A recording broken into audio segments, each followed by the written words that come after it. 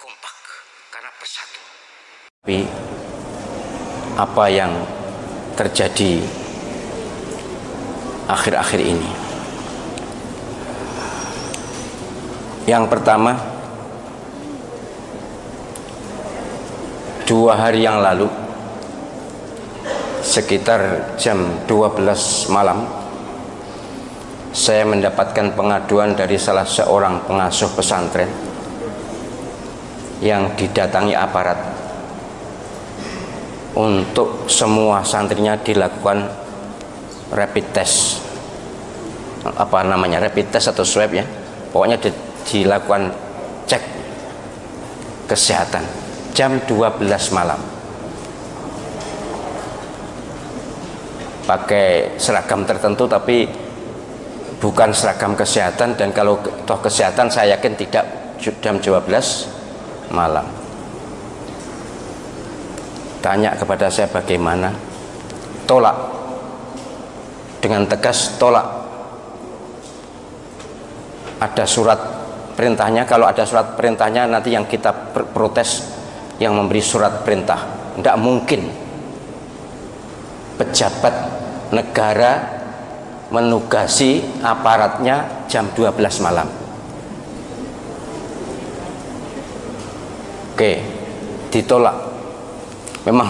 Memang ya kasihan juga pengasuh ini, karena bagaimanapun sendirian. Kemudian pulang, aparat itu pulang.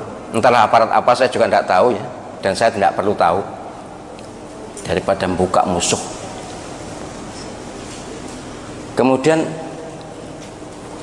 1 jam atau setengah jam berikutnya datang mereka yang berseragam aparat keamanan.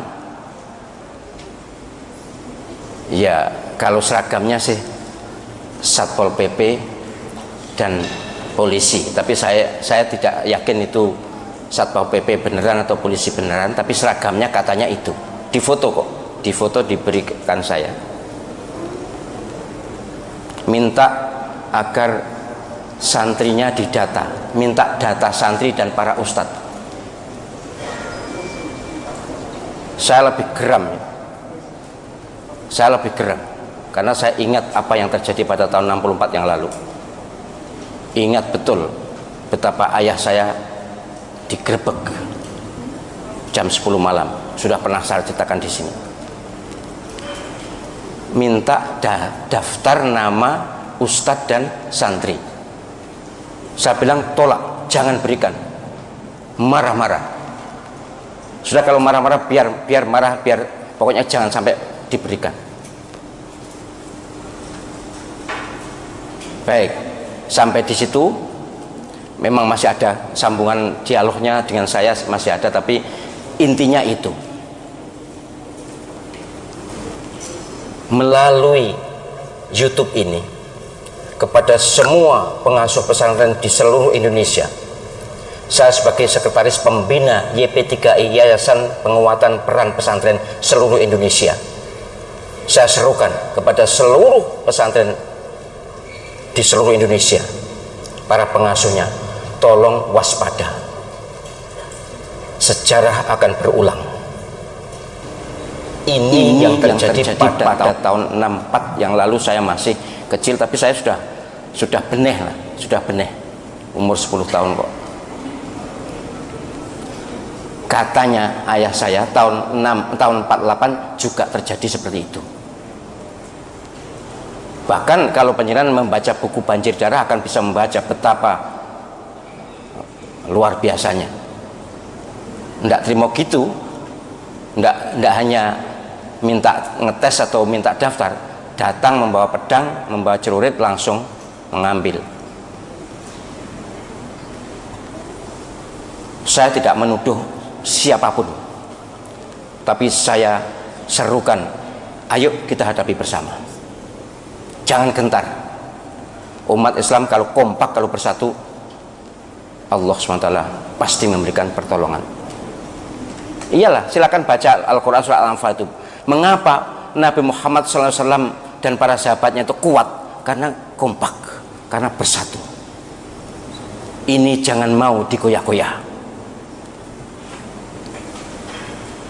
Jadi jangan mau panjenengan semua pengasuh pesantren di seluruh Indonesia, kalau ada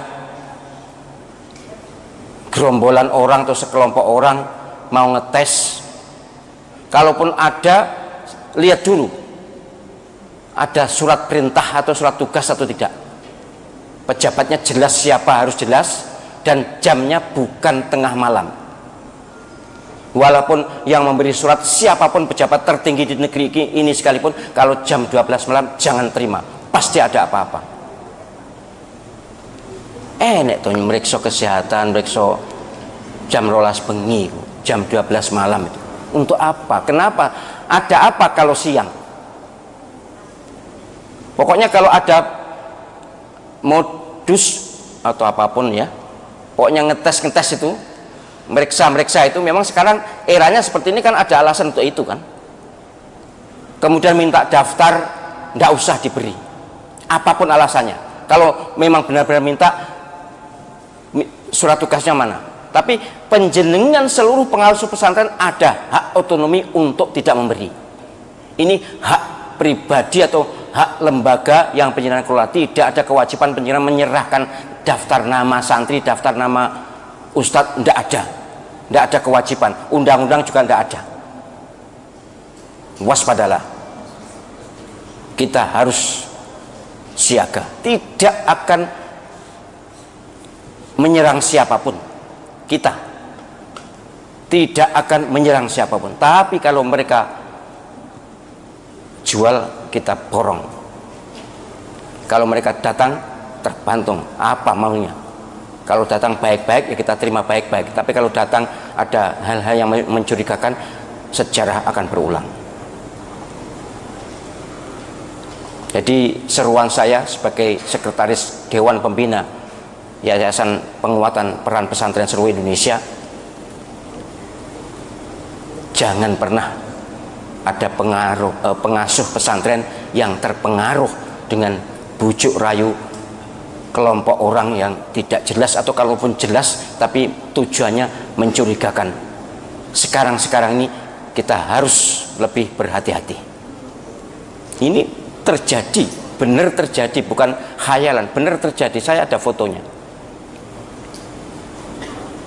Nggak boleh malam-malam mendatangi pesantren untuk melakukan, ini bunyinya swab gratis katanya. Swab gratis. Swab itu mahal kok, gratis teko bengi-bengi loh. Masuk penyenal lalu terus percaya, wah mumpung gratis, masuk ngono ta? Jangan. Walaupun gratis tapi enggak. Kita enggak ada perlunya untuk swab. Enggak ada perlunya untuk tes apapun. Penjenengan yang penting menjaga kesehatan, hidup sehat dan bersih, protokol kesehatan dipatuhi, zikir istiqomah, sudah. Wong ndak ono apa-apa kok tiba-tiba seperti itu.